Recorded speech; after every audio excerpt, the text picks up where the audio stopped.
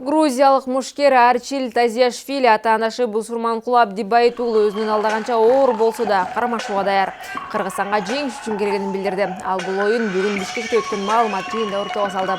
Эске салсак, Арчил Тазиашвили менен Кыргызстандын алдыңкы мушкери Бусурманкул Абдибайыт уулу ВФ Global 7 мелдешин окагында күч сынашат. Бусурманкул мында чемпиондук курун коргоп калуу үчүн аракеттенет. Кармаш 66 кило чен бирдикте өтүп, мелдештин башкы беттеши болуп саналат. Ооба, мен Бусурманкулдун салмагы оор болсо да аны менен мушташууга даярмын. Бишкекке жеңиш үчүн келгем. Жакшы беттеш көрсөтөм деп ишенем. ВФтин уюштуруучуларына рахмат. Албетте мен салмагым 700 граммга ашык болуп калды. Соперниктиме салыштырмалуу. Мен дайындыгым аябай жакшы болчу. Бирок соперник бул бойду макул уюшташам деди. Рахматымды айтам. И знаете, друзья, я на старте завтра, а вы?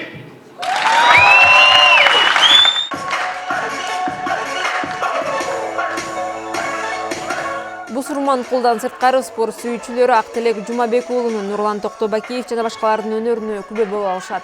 Мелдештер тең 18:00 спорт ордосунда башталат. Дүйнөлүк эртайм ашыклатуу уюмунун президенти Руслан Кыдырмышевдин билдиришинче, бул мелдешке өлкөнүн алдыңкы спорт чеберлери тандап алынган.